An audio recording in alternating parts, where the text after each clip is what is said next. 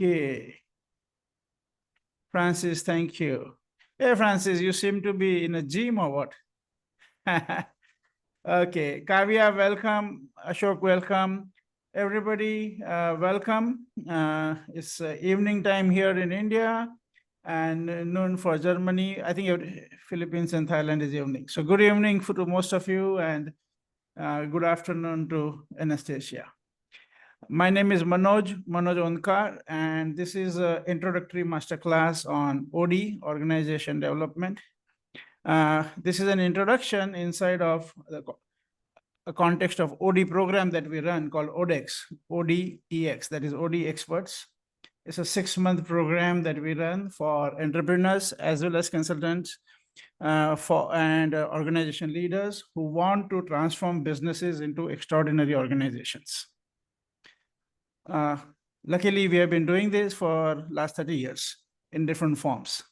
So what we are sharing is mostly what we have already been applying in various organizations, and we have put together a set of technologies and club them in a way that you can use it reliably in any organization to take it from a good business to actually an extraordinary organization. So thank you very much for joining us here, and would like to give you a chance to introduce yourself. So if you can share a line or two about yourself, that would be great. And if you want to also share what interested you in joining this program today, that will be fantastic. So over to you. Just unmute and share. Who would like to start? I can start. So, hi, this is Francis from the Philippines. I'm an IT and marketing entrepreneur. And I've always been fascinated with OD because you cannot really do transformation without people. Right. Great. Welcome, Francis. Thank you. Gopal Krishna, welcome. Keep your video on. Zahira, welcome. Keep your video on. Everybody keep your video on. Go ahead. Who would like to go next? So I'll go next. This is Sunita. Please. Yes, Sunita. Sunita from Mumbai, India. After 27 years of WorkX, I've started my own consulting. It's called Brilliant. Gestalt Alt Consulting. I'm a Gestalt practitioner and I'm a Gestalt psychologist. So, great. and Theory we've been following it for many years. Right. So I'm creating my own operating model, human-centered operating model. So just for curiosity, I just wanted to understand, what do you talk about? Great. Yes. Fantastic. Welcome. Thank you. Wanting to learn something new. Hopefully, yes. Thank you. Thanks for joining. Yes. So we're going to get 2 or 3 people a chance to share, and then we'll have to move on in the context of time. So if you want to take the opportunity to introduce yourself, either you can unmute and share, or if you prefer to share on the chat, you can do that. Okay. So who are the 2 more people who would like to share? Hello, Manoj. This is Yes. Ravindra here. Yeah, Yes. Ravindra, go ahead. I'm in my second inning career as a Right. life coach. I'm a certified life coach, accredited life coach, and work in the people developmental area, especially in the corporates. So I'm curious to learn about OD, and that's why I'm here to learn. Thank you. Okay. Welcome, Ravindra. Welcome. Thank you very much. Okay, one more person who would like to take the opportunity. Myself, Gopi Krishna Sarvepalli from Hyderabad, sir. Yes, I'm a corporate trainer. Corporate trainer. 24 years worked in sales, sir. Life insurance as well as water treatment. Right. I served as a regional head, highest level. Okay, brilliant. Thank you very much. Yeah. Thank you. Zahira, welcome. And those of you who couldn't share, if you want to share in the chat, that would be great. And before we go deeper into what we do and how we work, let me ask you one question. So all of you are organizational leaders. You have been in senior roles in organizations. You work with organizations. what do you see as the number one challenge? I know some of you are also entrepreneurs like Anna and Francis, and some of you work with organizations, right? So as an organization leader, what is the number one challenge in creating a successful, long-term, sustainable organization or an extraordinary organization? What would be the number one challenge in your experience? Hi, Chaitanya, welcome. Sorry, got bit delayed. Sorry No about that. problem. Yeah, welcome. Okay, so let's hear from people. What's the number one challenge?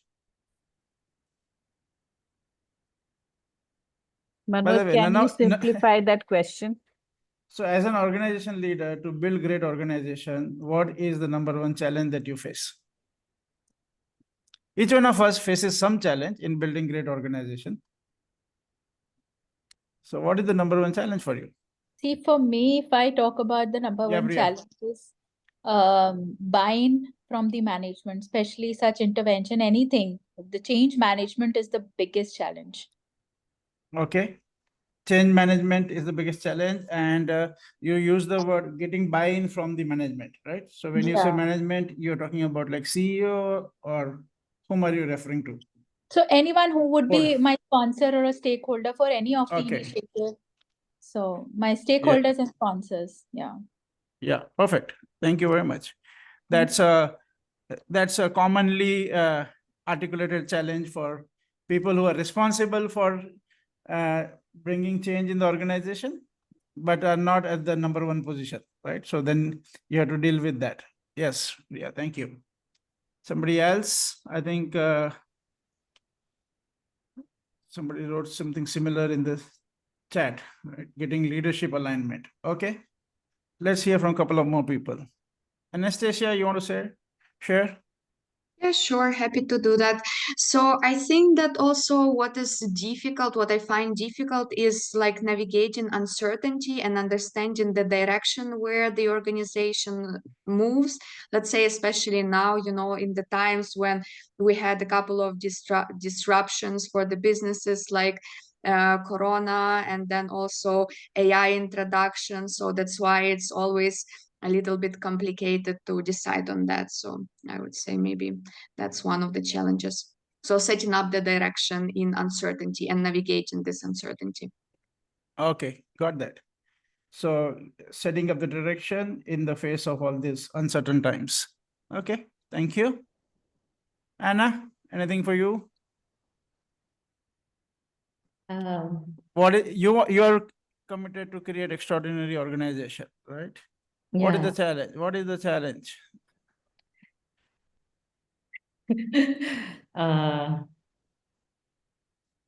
It's difficult to say. And for me, you mean like a create for future, right? No, see, you are working with trying to build your business, right? Yeah. You're building the language school as well as the training piece. You're trying to make a big organization, right? Yes. What is the number one challenge that you face? Sorry,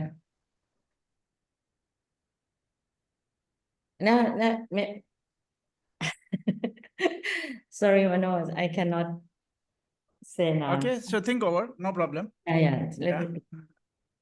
Okay, one more person. Manoj, I can share. Please, So, Francis. For me, the challenge is the sustainability of ensuring that we have the right people with the right skills, the right inspiration, the right motivation, year in, year out. Right. So you captured a couple of things, right? So let's do it again. So you said right people, right? With the right spirit. Is that what you said? Did you use the word spirit? Right motivation. Motivation. Yeah. What else, Francis? And so right skill sets. Skill sets. Right. Yes. Okay. Got that. Thank you. Thanks, Same, Francis. same here. Getting the people with the right skill sets is a great challenge for Yes. lot of small scale industries and micro industries, at least here in India. Yes. And I presume that there is a similar problem in similar geographies and economic conditions. I think it's Secondly, it's a challenge everywhere. we don't know where the engineers are going and working, or where the workers are going and working, whereas the data speaks of unemployment, etc. So if there's an unemployment, why are the people not available? $1 million unanswered question. Yeah, I think that's a different dilemma. It's more like you want capable people. No, that's the problem. People are available. The capable people are a problem. Even if yeah, what you say is true to an extent. Yeah. Even if the person is half capable or even quarter capable, getting people to stay back for some time, at least a few Yes. years in an organization itself, is a challenge. Yes, I agree. And most of the micro and small industries, at least in India, are ending up as training schools for larger organizations. Person works for a year, 6 months, and thinks that he or she has learned enough, and therefore hops on to a larger organization who have deeper financial pockets, and therefore offer better wages to their staff. Micro Right. and small industries, at least in India, cannot offer competitive salaries to their staff, or competitive remuneration. I wouldn't call salaries, remuneration to their staff as compared to larger organizations, leave alone MNCs. Secondly, Right. there is another one problem of cash flow happening in the industry, wherein when the rotation of the money is not happening at the desired point, then that causes a disruption in production schedule in India, at least.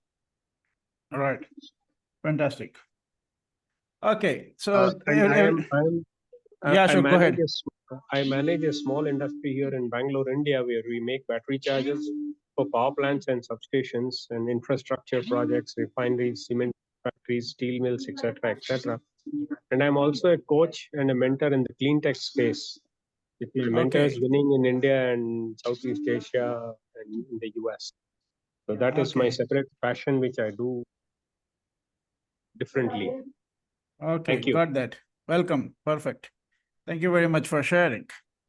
Okay, so let's look at some of the points that we addressed here, and how do we address them in the OD program? How do we look at it? So first thing that I would like to say is, when we look at organization development, and by the way, I encourage all of you to make some notes, because it will help you not only for the conversation here, but when you're discussing with others, it might be helpful for you. Okay, so feel free to make notes if you wish. One important word of OD is long term. If you are not interested in long term, you're not the right candidate for discussing organization development. And so whenever entrepreneurs, we're talking to entrepreneurs, first question we ask them is, what is the life that you're planning for your organization? And when I say life, we mean lifespan. And I can ask you the same question, but let me not do that. So when we ask this question, many of the entrepreneurs, many of the CEOs say, oh, I haven't thought about this. And that's surprising for me. But then when they actually answer after some encouragement, then most people come up with, oh, long term. Many people say my lifetime. Many people say beyond my, like that should be a legacy that I leave behind, like beyond my lifetime. Now, whatever the answer may be, but unless that answer is long term, there is no point to discuss organization development. You can just do business. There is a world of doing a business, and there is a world of building an organization. Organizations can do a lot of businesses, right? But business is a different game, and business model is a different game. But if you're looking at an organization, we have to talk long term. Okay, so that's the first word that we want to understand. And I think it was Priya who shared about getting buy-in and all. So it's always, the whole question is, what is the lifespan of the organization that you're planning? Now, once you start looking at long term, that, oh, you want the organization to last long term, then you can look at how much time and energy are we spending to build organization, or are we just consumed in the business side of it? So we say there are three parts. One is the day-to-day running, the day-to-day operations. Second is the business model, and third is building the organization. The day-to-day business model is very seducing. It's like if you give 24 hours, it will take 24 hours. If you give 48 hours a day, it will take 48 hours a day. Transactions never stop. There are, like you do one firefighting, there is another fire waiting, or you are about to set up another fire. But the point is, you will always be consumed. And then entrepreneurs get stuck into that.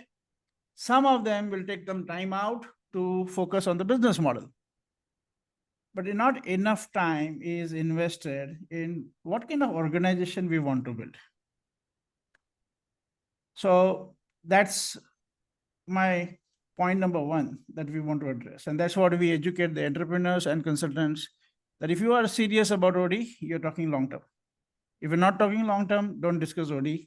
Just do business, mint some money, and then pack up. Right?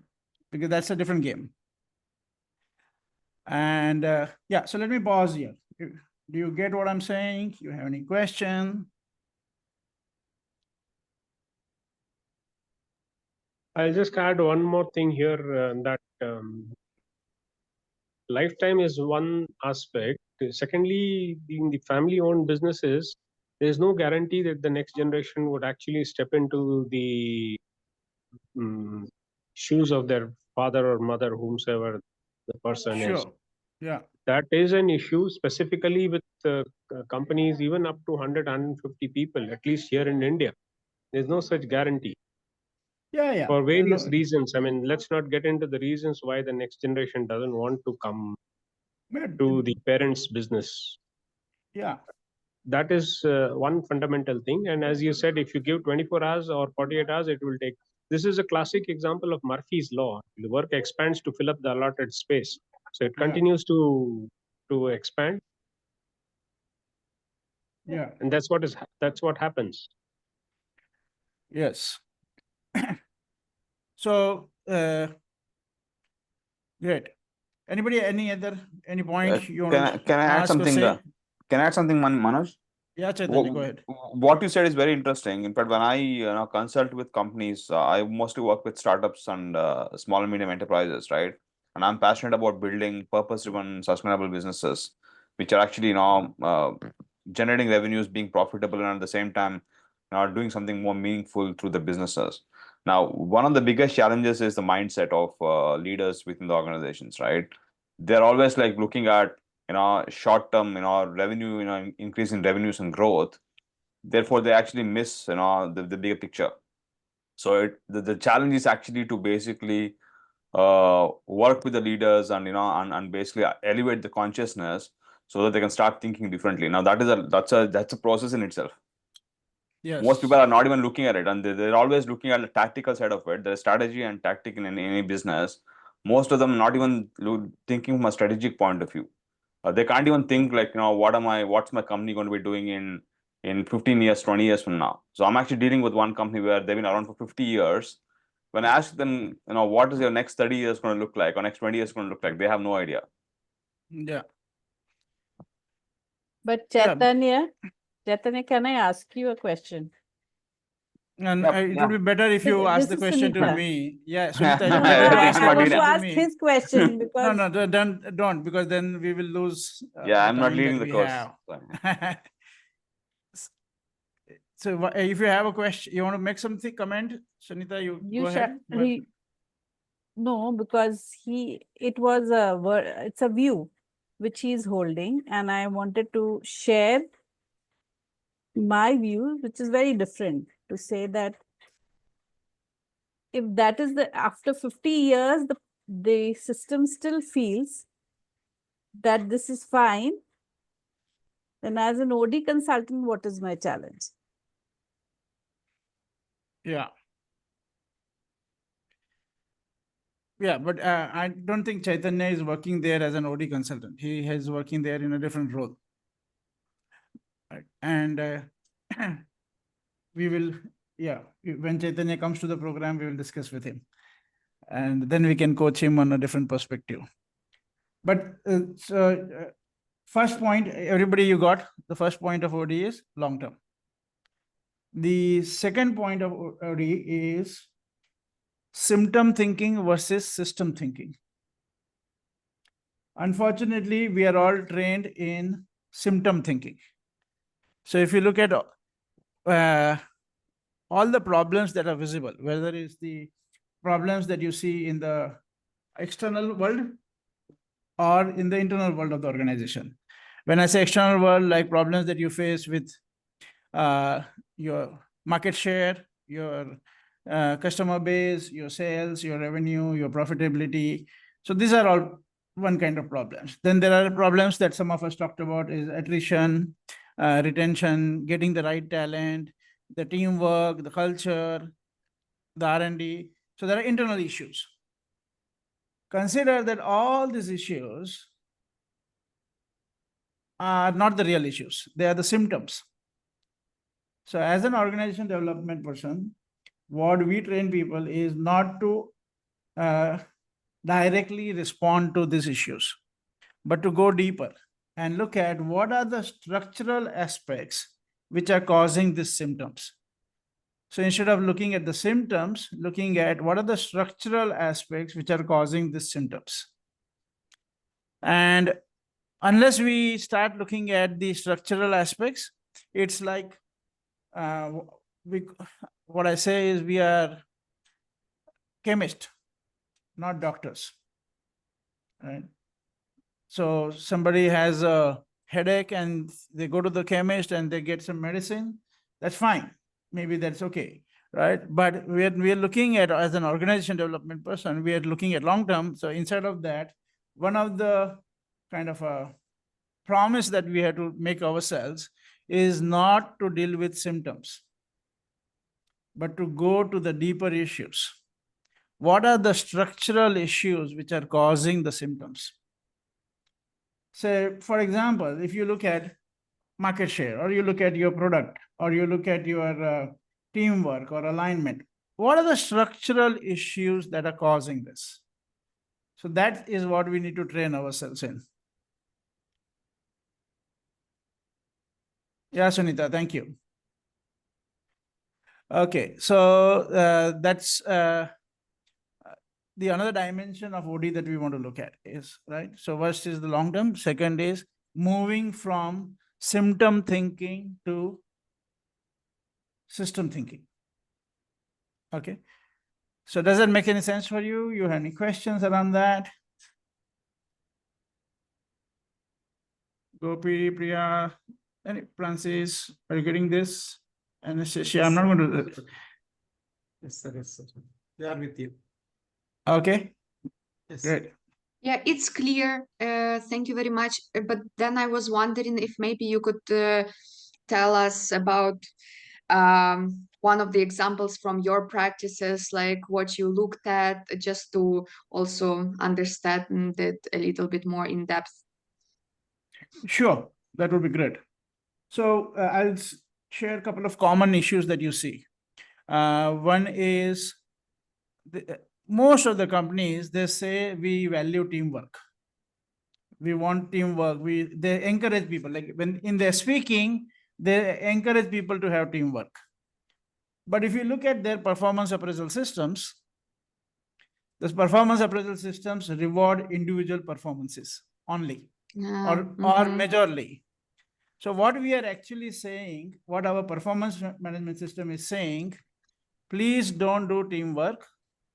Get your targets done, get your rewards. Just pretend to be a team worker. Right? Nobody should complain that you are not a team worker, but otherwise you're not really required to do teamwork. You are going to get all your salary and all your rewards just by getting your individual targets done. And not only that, you will also get promoted and you will go to the next level, right? So this is how a structure causes a symptom. And then we blame that people are not doing teamwork. No, no, no, no. Our system is designed to encourage lack of teamwork. Another example I will give you is most companies complain we don't have the right talent, or our talent is not really able to deliver. Now, if you look at their competency framework, if you look at their recruitment process, it's so pathetic, right? Most recruitment processes are so pathetic that there is no chance for you to get great talent. Most people don't even know what kind of talent they really want. So it starts from basics, like the job description, the way they write job description, the way they create competency framework, or whether they create it or not, how to evaluate the competencies required. It's just kind of completely missing. So when you don't have a professional system to know what talent you need and then to source that talent, to evaluate that talent, your system is designed to make sure you do not have great talent. That's like by system, you are ensuring not to have great talent.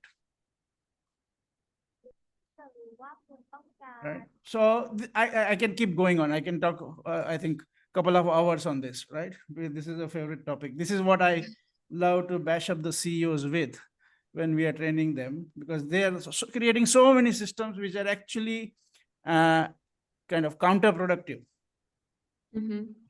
Yeah, great examples. Thank you very much for sharing. It was very helpful. Okay, great. Fantastic. So now let's look at 4 pillars of OD. Okay, I'm going to also share a slide so that we can have some visual with you. Please let me know when you can see my screen. I think it should be now. Yeah? Yes. Okay. Yes. Okay. So these are the 5 phases that we say of OD. Now there are many more, but these are like the pillars that we want to work on.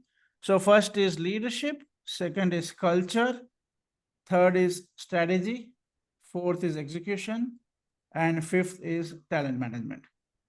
Now, of course, on the side, you will have sales, customer service, innovation, all of that. But we are saying these are the 5 pillars on which extraordinary organizations are built.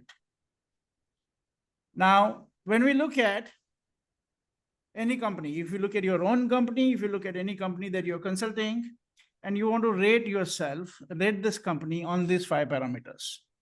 So what is the quality of leadership that it has? What is the quality of culture that it has? How competitive is your strategy? How robust is your execution? And then, of course, does your talent management match with your strategy and your vision? Okay, so this is kind of major part of what we teach in the course.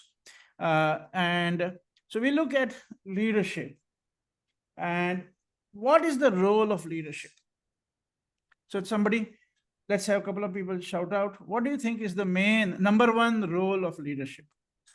If there was only one role, what is the role of leadership? Organizational leadership. Stop the screen sharing.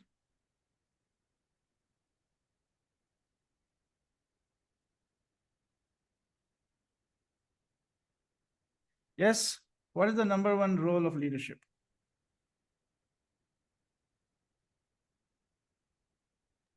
Keeping the vision of the organization alive with the right team members joining them in the path. Okay, good, very good. Thank you. Today it is tying up all the guys together to work as a team to fulfill the requirements of the organization. Okay, great. So if you look at both the things that you mentioned, they're in service of something.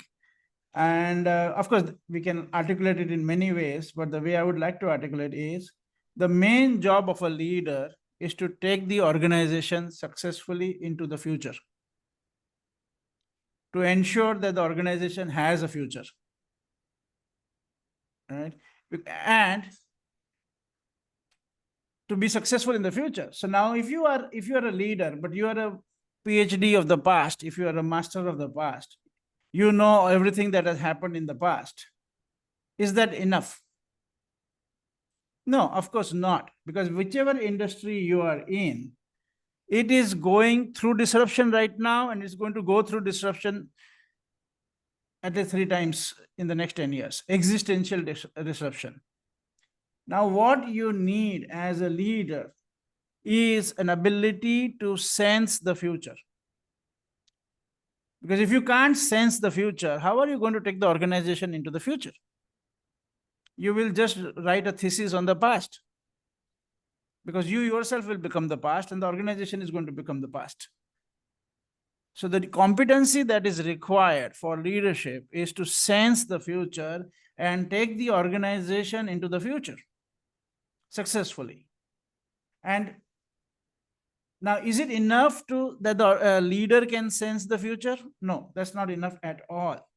So the role of the leader is to build an organization where collectively we can sense the future and change your game, change your strategy, change your plans for the future in alignment with the emerging future. Now, if you can't sense the emerging future, what's going to happen? It's like you are in the ocean, you want to do surfing, and the waves are coming. You can't sense the wave. What happens? The wave still comes, and you get disrupted.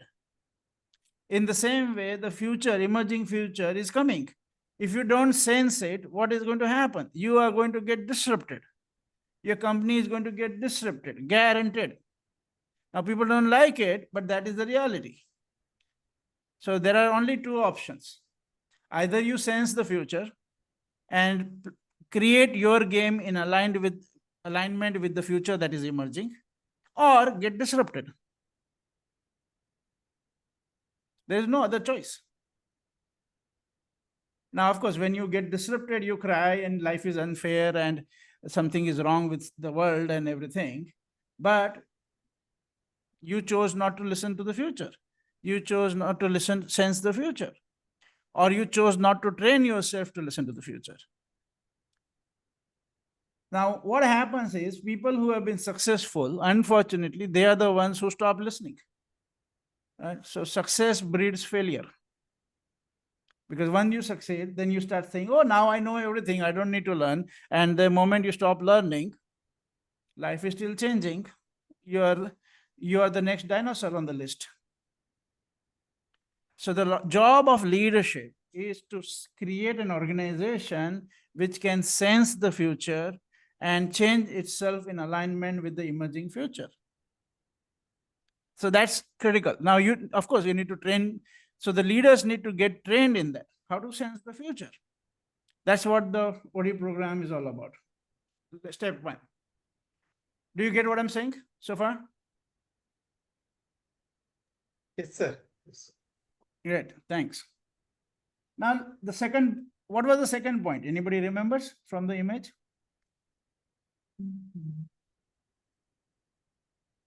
Okay, don't worry. It was culture. Yeah, Zahira got it. Yeah. So you have to transform the culture. Now, okay, let me ask you one question again. Please don't mind that I will keep asking you some questions in between. So what is the number 1 problem in organization cultures? If you were to say the one problem, what will be that one problem? Manoj, for me, it's the culture is not proactively and intentionally defined. It just kind of happens every time there are new people. Okay. So it's an undefined culture. So you are saying not walking the talk. But Francis, even if you look at an undefined culture, what is the number 1 problem you see inside of wanting to build extraordinary organization? They're not usually aligned. to that Okay. extraordinary organization. Yeah. Okay, good. Thank you. Somebody else? Top-down culture, Chaitanya, thank you. Management is unstabilized, sir. Leaders are changing continuously. Right. Top management every 6 months or 1 year they move out of the company, and a new leader will come. He will start new initiatives. Okay. Lot of confusion will be there, Okay. particularly Right. MNCs, sir. Not about SMEs or anything, Hmm. particularly MNCs. Okay. Right. Yeah. So you would so like that we can identify multiple points. Consider that the number one challenge in culture is silos, departments. Organizations have departments, right? And they become silos. And those silos become so big, it's like two countries fighting with each other. And people are working in departments instead of working in companies. So one of the things that we say to people is, if you are married to your department, you're divorced from your company.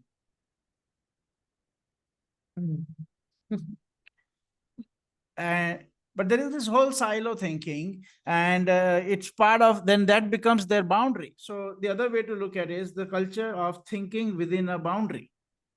Oh, my department, and thinking about that. Or the other silo is me and my company. Right? But we're not looking at what is this company for ultimately? What are you creating out there? And if you're not going to be careful of what you're going to create out there, again, you're getting ready for disruption. So consider that the boundaries we create in our thinking is the culture. We call it egocentric. Right? And we don't mean ego here in a very spiritual or other context. We mean thinking within a boundary. So whether it is thinking of myself, thinking of my department, thinking within a company, but not looking at holistic. Now, those barriers, especially when your people in the company are not powerfully connected with each other, like you said, barriers between the hierarchies, barriers with each other, barriers across departments, barriers with other stakeholders in the system, whether it's the customers, vendors, suppliers. All of those barriers destroy the potential of the company. Like destroy it by 90%. Like whatever results you're getting, that's like 10% of what you could have gotten. Just 10%. Because we are thinking in our, like we are living in our head. We're not out here in the world with people, not powerfully connected with each other, not powerfully connected with people in other departments, not having all these hierarchies which are meant for work distribution. They have become like some, as if there is a real gap between two human beings, right? And so many communication gaps, alignment issues, everything happens because the culture is not of holistic. Right? We call ecocentric, all inclusive. Right? So this egocentric culture is causing the compromise of the whole future possibility of the organization. Like companies can't even go to 10% of their potential inside of this egocentric culture. And they don't even know it. They think this is how life has to be. We have to live like dog eat dog. No, you don't have to. Right? And all these walls that we have created among ourselves. So that culture, even if it's a small company of 10 people, you will see that. Forget 1,000 people companies. Even in 10 people, there is like so much communication gap, so much of, this is my job, that is my job. I take care of myself, you take care of yourself.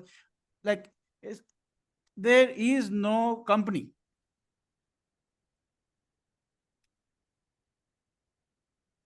Okay, am I making some sense here? Chaitanya? Francis? Do you get what I'm saying? Yep, definitely. Yeah, and you don't have to be a very big company to start seeing this problem. You can see this problem even at a small level. Even if there are 3 partners doing business, you'll still find silo thinking. Right? Zaira, thank you very much. Anna, do you see it in your company as well as all the companies that you train? Yes, I'm more clear, Manoj. Thank you. Yeah. I can see that. Yeah. So the moment you can transform the leadership and the moment you can transform the culture, you have created a whole new future for the organization, which was not possible before. Inside of that transformed leadership and transformed culture, you can grow your organization 100 times from whatever it is right now. So just multiply your game by 100. That's possible just by transforming the leadership and transforming the culture. We are not even yet come to the other parts. Okay, we are just with the first 2 parts. Okay, so let me pause here and see if anybody wants to make a comment or wants to ask a question before I go to the next level. No, I just want to add to that. I mean, whatever you said, Yeah. you know, is highly relevant. I mean, there are enough case studies around to actually see what happens when the leadership and culture changes, right? I mean, the very interesting case study is what happened to Boeing after the leadership changed from being a purpose focused organization. It became a profit focused organization, and thereby the entire company, you know, went down, and then it resulted in many accidents and went into deaths. existential crisis. Exactly. And there's a quote which says, "Culture eats strategy for breakfast." Yeah, it's just that people don't know how. Okay, great. So, of course, we spent 2 months on this in the 6-month program, but right now we are talking in 2 minutes. Let's go to the third part, strategy.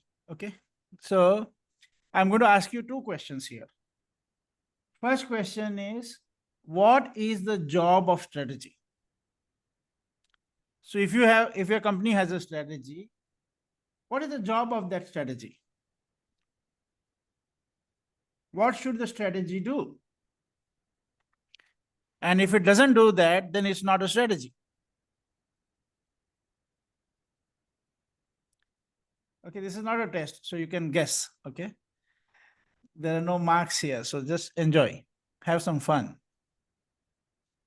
And everybody, can you get your video on? Those who can, it will be good. It really helps to interact. So maybe I Kavya, can. Priya, Sorry. and others. Yeah, go ahead, Anastasia. Yeah, I was thinking that maybe I will have some fun and try this one, as you said. So maybe a strategy is something like a roadmap that leads or shows the way for your organization. Okay, good. Of course, it has to do that, right? If it doesn't do that, then what's the point? Okay, so that's valid. Somebody else? Zahira says long-term direction. Yes, that's valid.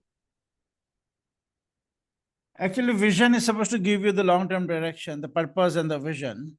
And of course, then the strategies also has to have the long-term vision, right? Kavya, okay, got that. Yeah, Zahira, you're right. What strategy says, strategy gives you on what to say no to, okay? But consider that the most important part of strategy, and if it doesn't do that, then it's not a good strategy, is it has to make your company unique. If your strategy doesn't make you unique in the eyes of your customers, and that is your target audience, okay? If it doesn't make you unique, it's not a great strategy. Now, this is where you get the bad news, okay? So sorry for that. If your company strategy doesn't make you unique, then what does it make you? If you're not unique, if as a company, if you're not unique, then what are you? Yeah, me too. Right? Zahira has got all the answers. Yeah. So, and now, do you get that? If you're not unique, then you are a me too. Anna, do you understand that? Yes, I'm clear now. Yeah, And like if you're not unique, that means you are like everybody else, yes, yes. right? Now, what is the problem if you're a me too? If you're like everybody else, then what happens? If you're not unique, if you're like everybody else, what happens? This is where I'm going to use a curse word in strategy. In strategy, the curse word is you become a commodity. So as a, yeah, you can't charge a premium because you have become a commodity. It's like I asked this question, if you're going to the market to buy potatoes or whatever vegetables you buy, if one businessman who was selling potatoes, they stopped selling potatoes and they started doing something else, are you going to cry? Are you going to miss them? No, it's a commodity. So what happens when you're a commodity? It means you are easily replaceable. If you disappear, nobody cries. If your company disappears, nobody cries. And when you are a commodity, that means you are easily replaceable. Then what Zaira said, that's what happens. It becomes almost impossible to get a premium. Right? Then you say, somebody says, oh, I will do at X dollars, right? And the competition then the customers then demand, oh, that company is doing at X dollars, you also need to do at X dollars. So the whole discussion then becomes about price and terms and conditions instead of on your product quality, service quality, or anything great that you're delivering. And one more bad news, okay?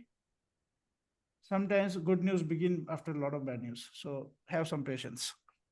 So one more bad news is the market, your competitors, your customers, everybody always try to make you a commodity. They don't want to treat you as premium.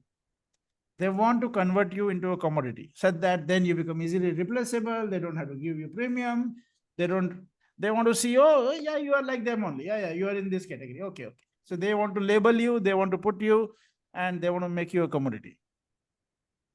Now, you may not like it, but if you reflect back, right, you will sense that that's what happens. Everybody is trying to convert you into commodity. And your job as a leader is to make sure that you are unique. You are becoming a premium. You are becoming not premium necessarily, but unique. Unique is very important. So the biggest challenge the biggest job of strategy is to make your company unique in the eyes of your target audience. And the challenge is, if you don't do that, you will be a commodity, and people want to convert you into commodity. Did you get this part of strategy conversation? So creating competitive strategy requires a lot of work. And it's not just sitting in your office with holding your brain trying to come up with good strategy. That is the worst place to create strategy. Sitting in your office is the worst place to create strategy. How to create strategy, we will talk in the workshop, but just remember, it's not going to happen in the office. Now, what is the most important word in creating strategy? Zaira, you should not respond. You are, for this question, you skip, okay? Or you respond after I tell you. So what's the most important word in the world of strategy? Zaira, you already answered it earlier. That's why I wanted to not say it. Okay, so to cut the long story short, the most important word in the world of strategy is no. N-O, no. Strategy is about saying no to this, that, and anything. Say no to more and more and more things, so that you can then say a yes, a meaningful yes to one thing. So what is strategy about? It's about saying no to a lot of good ideas.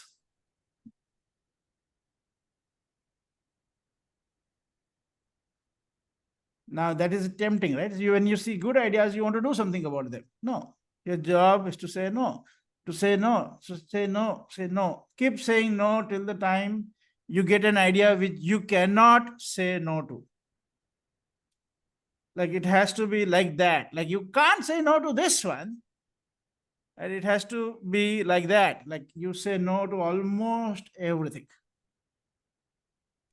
in the context of creating strategy, right? Yes, you can't chase the next shiny object. Yes.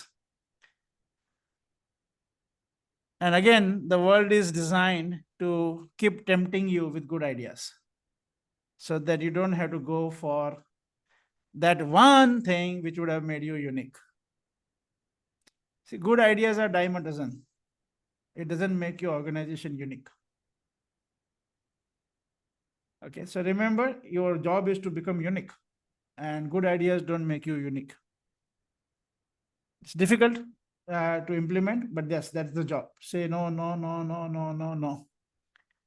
So we are doing this OD right now. We are in the second batch of OD program, and there are many entrepreneurs. And after I train them in this, saying the strategy is about saying no, almost all entrepreneurs, one by one at different time in the next 2 weeks, called up, say, oh, we have this idea. What should I say? I said, no, but this is a good idea. This is, I said, no, you have to say no, remember? So they discuss, understand the logic, and then ultimately they say no. After 2 months, they say, oh, thank God we said no to that idea. Now we can see the whole perspective of how it would have actually taken us away from our main game.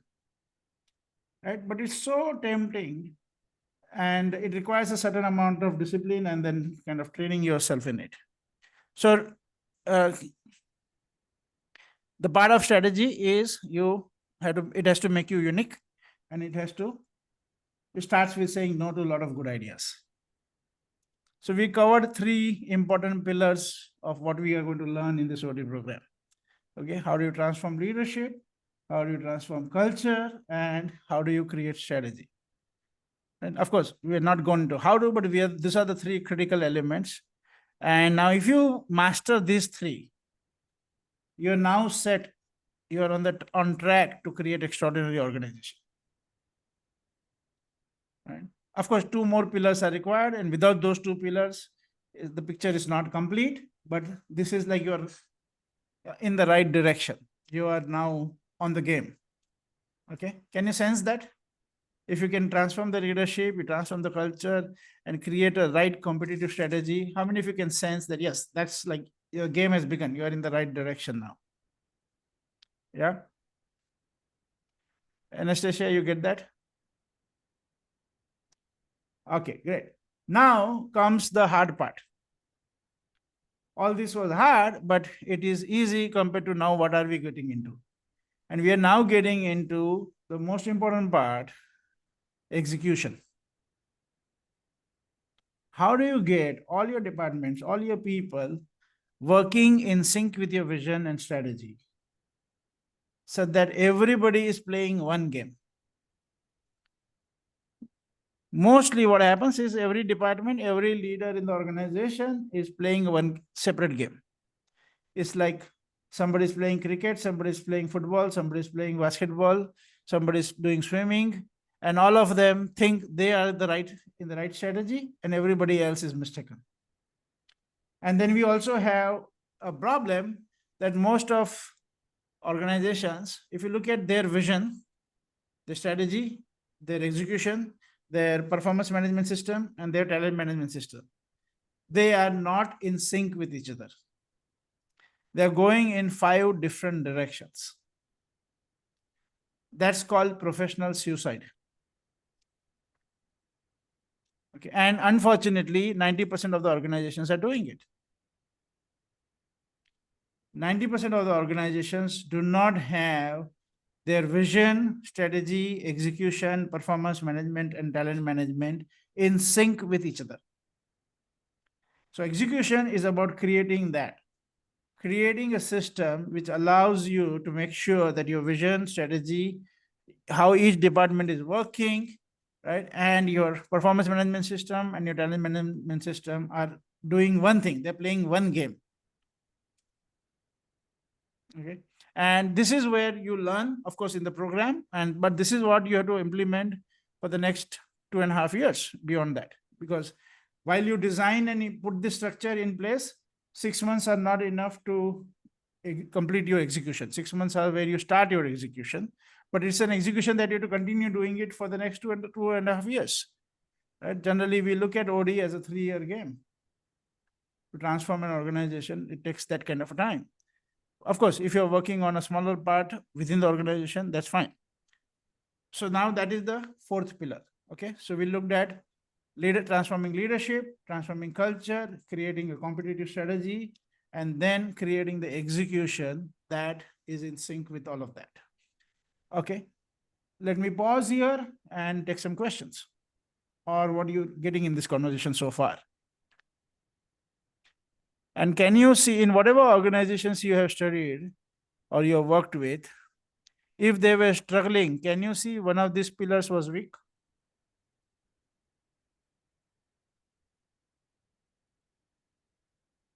Anna and Kavya, Ashok, Zahira, everybody, Gopi, Krishna, Ramesh Subramaniam. If you see an organization and if you've seen that they have not been doing great, can you see one of these 5 pillars was missing or weak? Either the leadership wasn't extraordinary, or the culture wasn't extraordinary, or the strategy wasn't making them unique enough, or the execution was messed up. We are not yet talked about talent management, but yes. Very often the underlying reason behind all these is possibly cash flow, which at times demotivates the people on the floor. A cash flow is a cash flow is a symptom. That's not the source of the problem. Well, it's not the source of the problem, but then that is the Consider real it has got something to do with leadership, culture, strategy, and execution. Irrespective of strategy and execution, if your customer doesn't pay in time, what do? You have the wrong customer. It's You have the wrong customer. No, it does happen with customers who are 20 years, 30 years, 40 years old. I've gone through all this. Yeah. It happens. It happens once in a while. And once in a while, that's not why we are crying. No. No. When we're talking about building an extraordinary organization, we're Agreed, not talking about a once in a while issue. Yes, once in a while issue, but the time taken to recover from that is pretty long. And in the process, if one more hiccup of this nature comes up, then it's further impacts. Okay. Yeah. Like so there are instances, like it's a COVID kind of one-time disruption. That's a different conversation. No, that is completely different. That is completely different. I mean, there a lot of people paid 100% salaries. A lot of companies paid 100% salaries. A lot of companies paid 50% salaries, 75%, 25%, as the case may be, and the production was shut for 4 months. Yeah. No, what I meant is that if that is your an cash flow problem. Incident. What I meant is, let me clarify. What I meant is, if your cash flow problem is like once in a blue moon kind of a situation, like COVID was a once in a blue moon kind of a situation, then that is a different conversation. But if cash flow is a regular problem, that's a different conversation.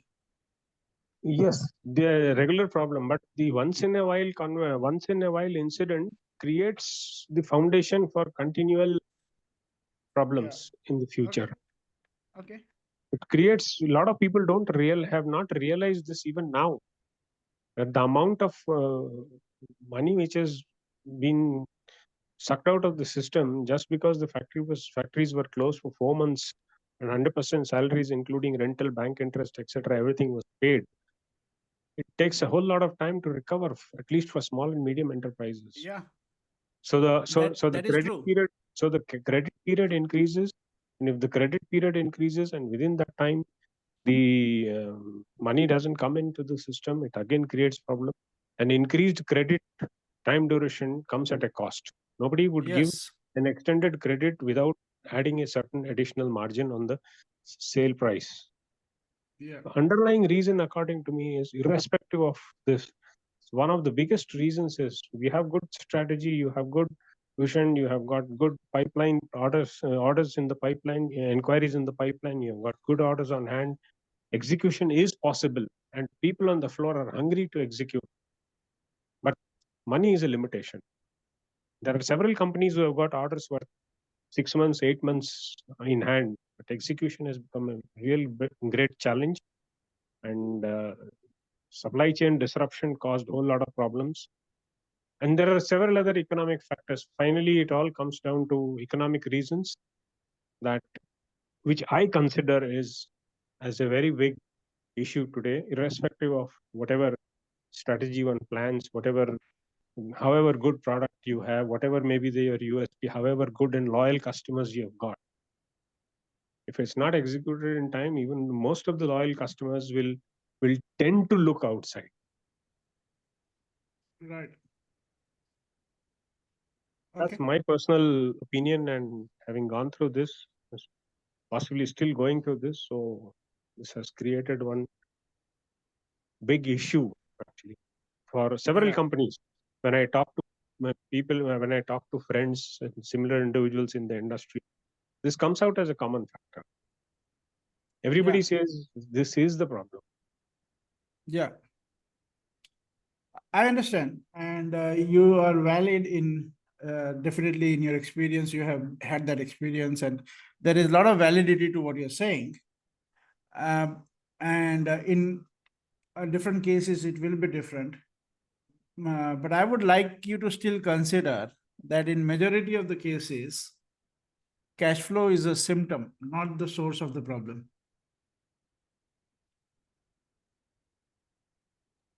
Because I unless cannot- unless you see it, see if you start seeing it, of course it becomes the source of the problem. After cash flow becomes the problem, then it will source many other problems. That is 200% correct. But why the cash flow became a situation in majority of the companies, consider it was something to do with leadership, culture, strategy, and execution. Yeah, those are part of the problems, no doubt about it. Yeah. But those are relatively Now, manageable. I would say relatively. I wouldn't say yeah, see absolutely, because now managing people today is the biggest challenge. Attrition is also one of the part of it. Managing the day-to-day issues within the organization, within the people concerned, is also a tremendously large issue, which eats up a lot of time of people up the line. right.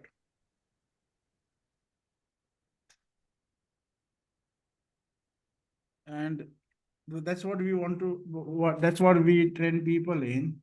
How do you create that kind of leadership, that kind of a culture, that kind of talent management system, that you are not like everybody else and you're not facing the same problem that everybody else is facing. Yeah, that creating that unique sauce or a USP within the organization wherein it stands out. Including the culture. Culture included, absolutely, Yeah. absolutely. Culture included. Culture is an Yeah. integral part. So let me just share with you something, all of you. So this is not like what we are talking about is theoretical, right? So I'll give you one big example where we have been working, we have done some work. I and Aljur work together. Anna is also aware of it. So this was a company in Thailand, and it was a 60-year-old organization, and the MD was the third generation entrepreneur. And we worked with them just before COVID started. We had started the work. So we couldn't even go to Thailand regularly to do the work. So we did all the work online. And I don't speak in Thai, and only 2 people in the whole company used to speak English. So we did all the work for 3 years with them online through translation. And we implemented all of this. So we worked on the leadership day in, day out. We worked on the culture. We worked on the strategy. We worked on the execution. And this company turnaround, and a year after we completed our project, they got awarded by their prime minister as the best managed small and medium enterprise. And now this company is, every year they're getting a national recognition award, and that CEO has himself become a kind of a celebrity in their circles because he is now sharing what he has learned with all the other industry fellows. So this, and what did we do? We just did the same thing. We used the same methodologies that we use. We use Theory U to transform the leadership and culture. We worked on strategy. We used the strategy execution mechanisms, and we worked on the talent management with the frameworks that we have. And that's what caused a turnaround. Now this company, they had problems that all of us can understand in a 50, 60-year-old organization.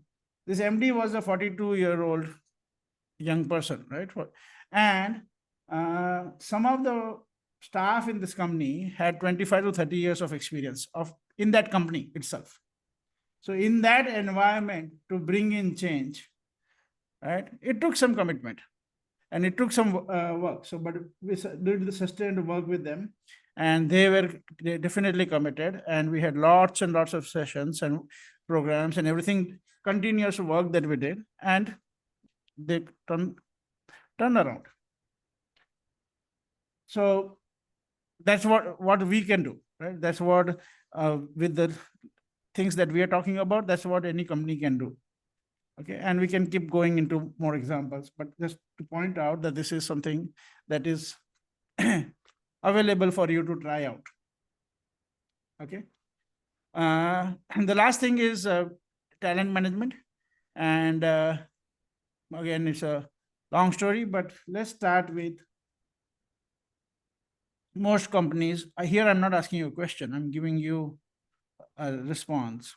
Most companies don't even know what talent they want. So if I ask people, okay, for this role, what's the competency framework? What's the set of competencies you need? The answer they will give is going to be at only 50% max. So it starts from the way you design your job description, the way you create the competency framework for your company. Half of the companies or majority of the companies don't even create a competency framework. So when you don't have a competency framework for your company, you don't have the basic foundation on which you can do talent management. Okay, so again, that's something is easy to learn and easy to implement, and all the companies that we have trained them in designing and using competency frameworks, not the ready-made ones that you get from consultants, but actually designing one that is customized for your company. That becomes the foundation. And then when you look at that as all your talent management, when you do the employee evaluation based on that, when you do recruitment based on that, when you do training and development based on that, then that becomes your booster dose to your execution. So that proper talent management is kind of the lifeline for your execution to happen. And then everything else, right, is already connected. So that is the 5 pillars: leadership transformation, culture transformation, creating competitive strategy, execution, and then supporting it with robust talent management. So that's what we recommend for all people to work on when they work on OD. This is what we train people in the 6-month program. And let me just share with you the design of the 6-month program. So it will be 6 weekends. So every month there will be 1 weekend. That is Saturday, Sunday, full day, 9 hours, with a break, of course. So total 9 hours. And then, so every month you will have 1 weekend plus 3 group coaching sessions of 2 hours each, which is with the faculty, which is with me, and of course there will be some other people required from to time, like Aljor would be there and some other people will be there, but I'm the lead faculty for this course. So we will have 1 weekend every month and 3 group coaching sessions. Over and above that, you will also be working in small groups within the participants to support each other. And that becomes a very good place for learning and growing. Because when you when you're worried about your own company, you think in a particular way. But when you also look at, okay, how do I apply this, help apply this to this fellow participant, then you start kind of thinking differently and you get more grip in what you're learning. So it helps your learning process. So there will be small groups that you'll be working in, and that helps your learning process. And overall, this will be 6 months starting from 4th of January. 4th January is the kickoff session, and it will end by the end of June. Okay, so the tuition for this course is $3,500, $3,500. Or if it is in Indian rupees, it will be 3 lakh rupees. And if you want to pay part, you can pay right now part and then complete your balance payment before the course. That is by 4th of January. If you need anything else, any other support, you can come in contact with me or Aljor. And for those of you who actually take the decision to register today, right, we are going to have a big gift for you. Okay, because we know we can discuss this forever, but the point is to take action. Okay, so we have a big gift for you, which is the value of that gift is either worth what is, sorry, I need some help in conversion. What is Aljor? What is 30,000 rupees in dollar terms? Or Chaitanya, if you can help. 30,000 in dollar terms. Can you help them?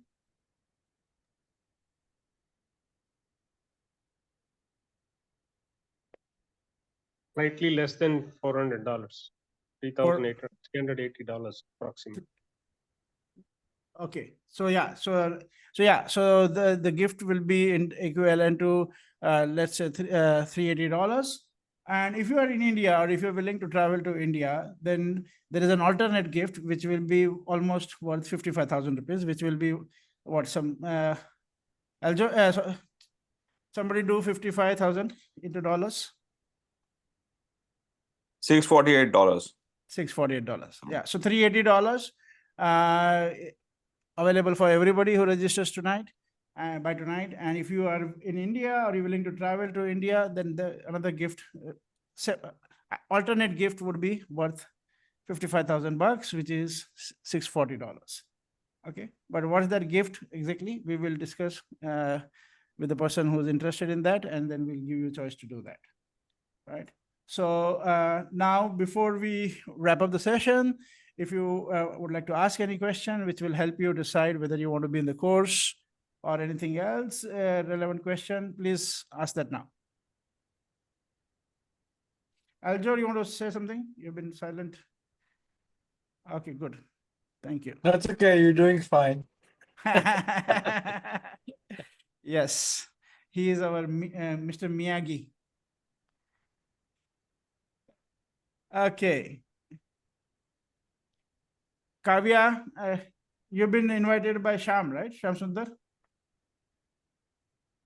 Yes. Yeah. Good. Yeah. So everybody, any question, anything you would like to, yeah, we will share our contact details here. Aljur, can you write yours? I'm going to write mine.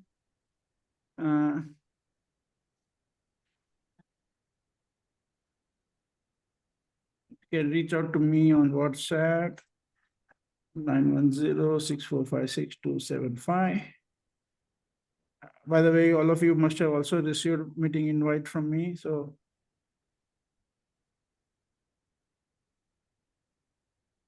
okay, and if you send me on WhatsApp, I will send you the brochure again. Most of you received the brochure along with the meeting invite. Let me also put here brochure link for you. In the meanwhile, if you would like to know more something, you want to get some clarification, please shoot.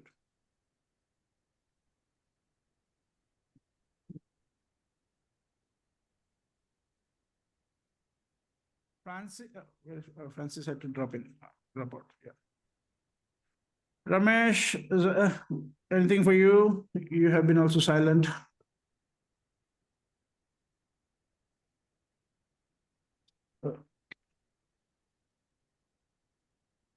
Okay, Kavya, thank you. Let me just share the brochure with all of you here. Just give me a second. I'm going to put that brochure in the chat itself.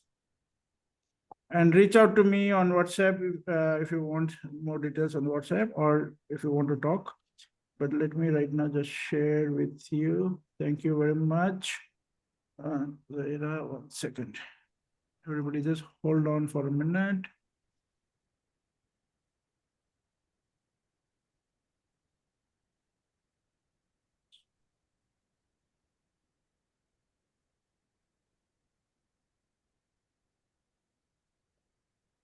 Okay, sorry for that. But yeah, okay. I have sent the brochure in Zoom chat. So if you are on a computer, you can download it here also. And you would have received it also in the meeting invite. And you're most welcome to reach out to me on WhatsApp and we can take the conversation further. Again, thank you very much. I hope this was worth your time.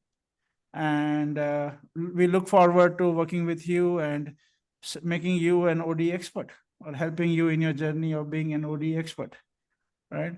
And do go through the brochure. You'll also have more information and also some sharing from some of the fellow participants. Thank you. See you soon. Take care. Manoj, can you stay for 2 minutes? You and Yeah, Aljo, sure. just, Thank you, everyone. once you finish, Good day once you to finish. everyone. Thank you. Yeah, sure. Thank you. Bye. Thank you. Bye-bye. Take care. Bye-bye. Thank you. Bye. Thank you. Anna, Yes. yeah, call me tomorrow Yes. Okay. or today later. Thank you so Yeah. much. สวัสดีค่ะ Thank you. สวัสดีครับ ขอบคุณครับ ขอบคุณค่ะ Take care. Thank you. Oh, looks like Aljo left. Yeah. No, I just wanted to connect because it's been a long time. I haven't spoken to you, right? Both of you guys. So I Right. thought I'll just have a quick chat. Yeah.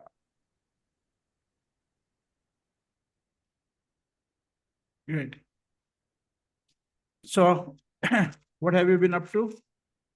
Oh, same stuff here. Remember I told you a group of us started a strategy and growth consulting. So been busy with that, working on a few projects.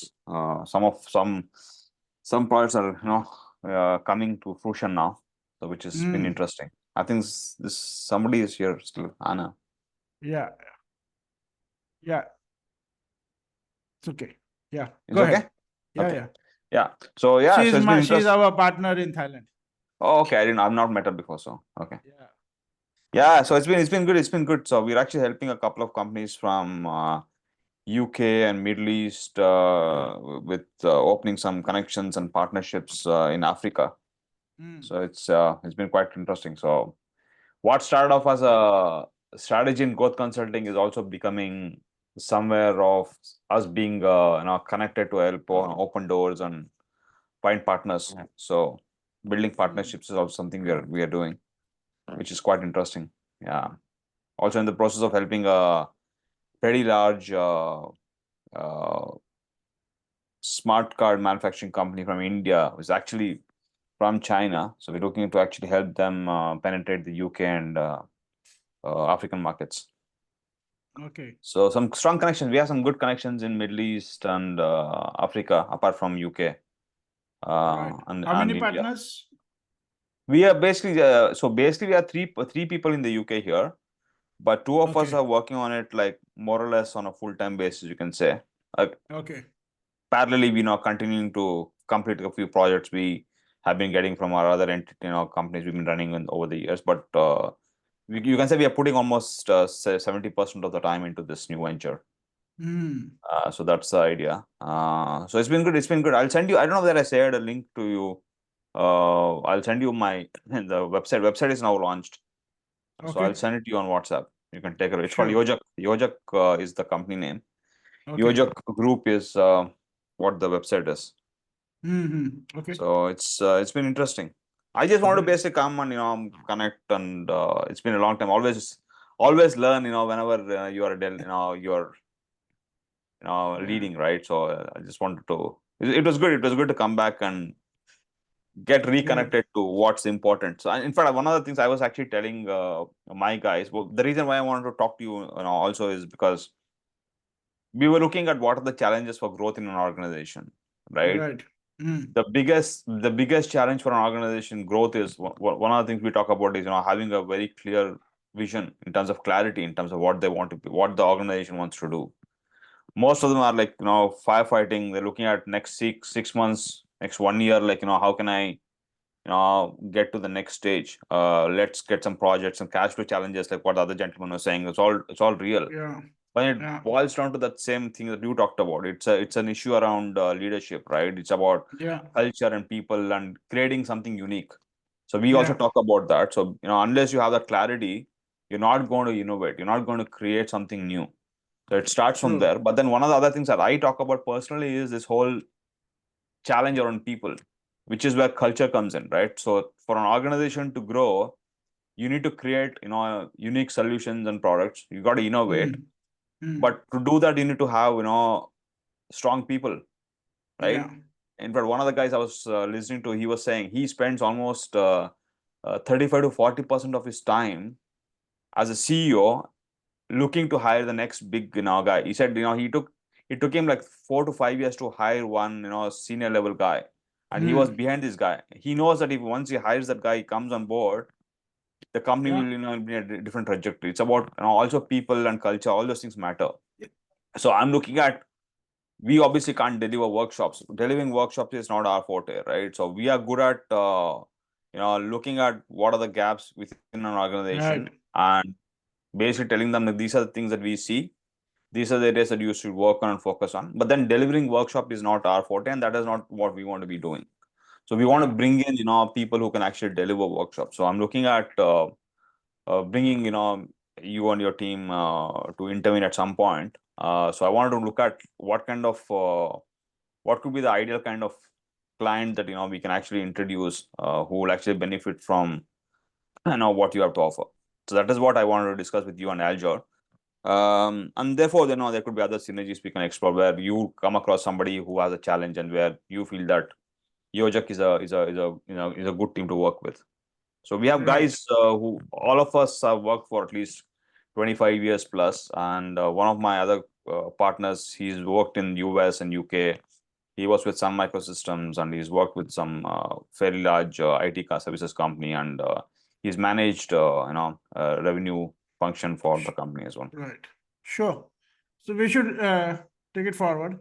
One of the things that some of our partners are doing is they get their clients in this OD program, 6-month OD program, and they continue to support them in the 6 month, and then continue to work with them further for the next 2.5 years, because the OD initiative is actually 3-year program, right? So they use this program as a foundation to get the leadership team introduced into this world, and then they continue their consulting assignment, which was already there, right? And they continue coaching them. So in the program, they work like a implementation partner, and then they continue their contract with the client company afterwards.